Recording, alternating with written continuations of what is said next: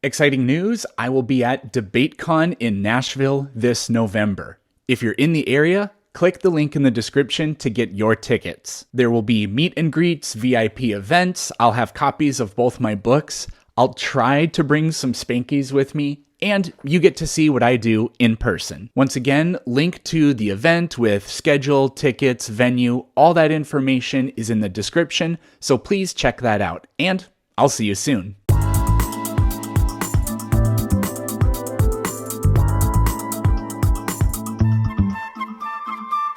You don't get to say, well, what proof that it didn't happen do you have? Because we could we could just then adopt like every single imaginable claim and then claim that they are somehow substantiated by the lack of evidence against them. And that's just not reasonable. That's an argument for Russell's teapot and leprechauns and all kinds of other stupid things. But I mean, there's only two options. Either this was all created or it wasn't, you know? It's not like there's a bunch of multiple different options.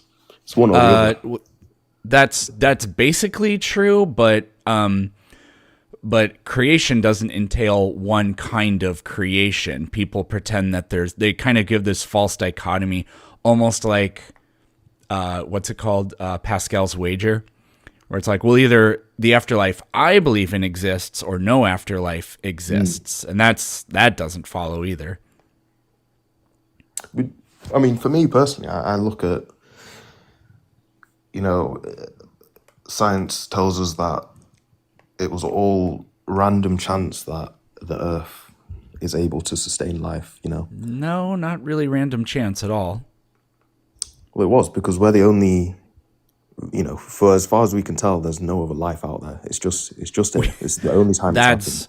So we haven't looked for life anywhere. No. Not big. Like, we haven't looked at all, basically. Yeah, I agree. But to the best of our knowledge, from what we can see, there isn't at least any intelligent life or life out there yet.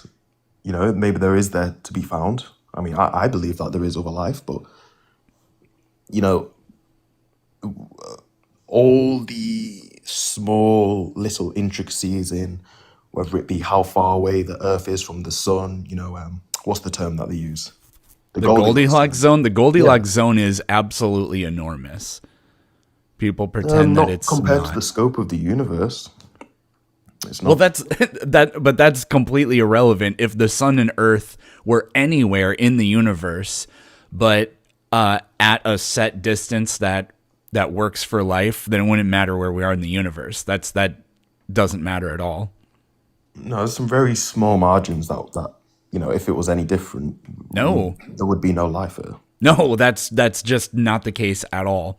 The temperatures on Earth, you can find life in temperatures north of, do you use Celsius where you're from? Yes. So I'm not exactly sure, but it's going to be north of 40 Celsius and south of around negative 100 Celsius. We find life across those ranges of temperatures. But we also know that if Mars hadn't lost its magnetic field, Mars would almost certainly still have like a water cycle on its planet. And so that doesn't mean that life would have evolved on Mars, but it could have evolved on Mars.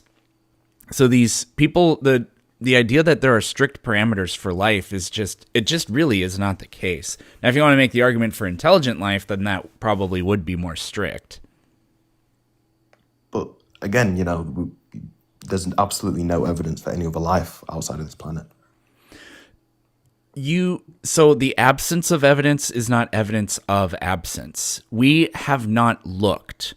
And so we can't conclude that there is no evidence. That's not the case. You can't say that there isn't something when you haven't looked. There's currently no evidence.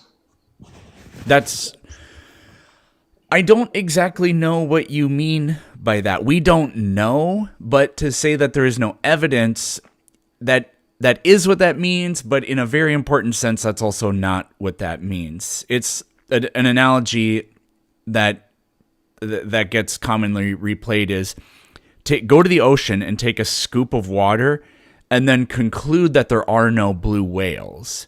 That wouldn't be appropriate.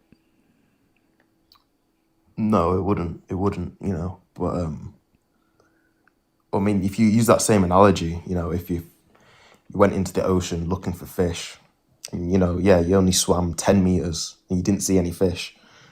Sure, that doesn't mean that fish don't exist. But in a world, let's imagine a world where before this, no one had ever seen a fish before. It would leave you to believe, like, okay, well, for now, as far as we have looked, there are no fish. That's possibly... So it's the same thing with that space. Could be the case. If somebody told you there is a thing called fish and nobody in the world knows that there's a thing, have ever heard of a thing called fish, and you don't have one to show them, then they could say, yeah, there's no evidence of this, I guess. Yeah. And this all started with creationism. So when I look around, what does a universe that is created versus uncreated look like? Well, I mean, there are attempts to make arguments, but I think that they're all pretty weak. To me, a universe that's been created is, we live, humans have existed on this planet and only ever existed on this planet, again, to the best of our knowledge. And everything on this planet perfectly supports, it's a system that perfectly supports human and other life. That's just so, well, that's almost the case. To me, that's just creation.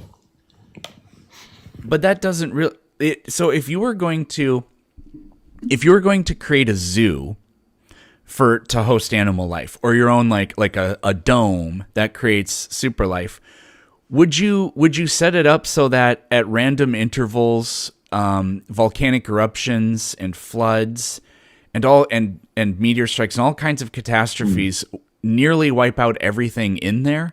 Because I don't think you would.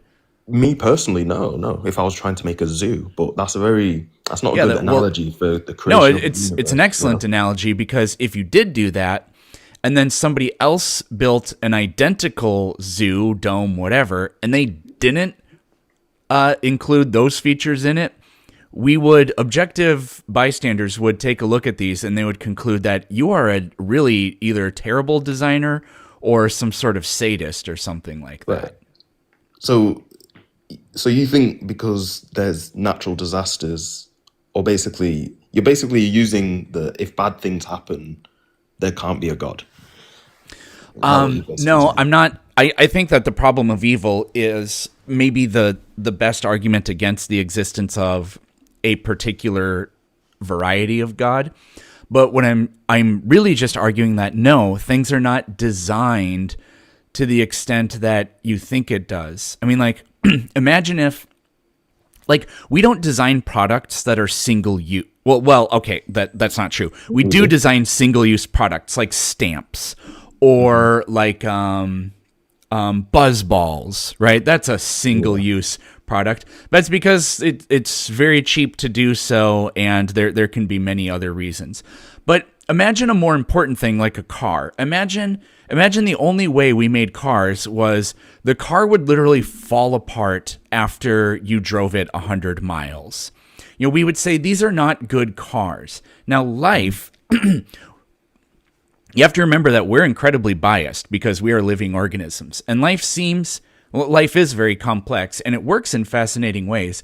But it's the way that life is subject to the mercy of nature, and the way life really actually barely clings to an existence here on Earth is, I don't think that that's good evidence of design. Like, for example, in order to make a baby, a guy needs to produce like 100 million sperm per ejaculation. And I was like, wait a minute, I thought we were created so that life is kind of the point, and procreating that life was kind of the point. Why on earth do it this way? Well, when you look at it in terms of just a pure naturalistic sense, genetic recombination, which produces genetic variation, which is good for survival. It's kind of the only way that life can barely scrape by. then that does make more sense. So to summarize my little rant here, life actually barely scrapes by on this planet.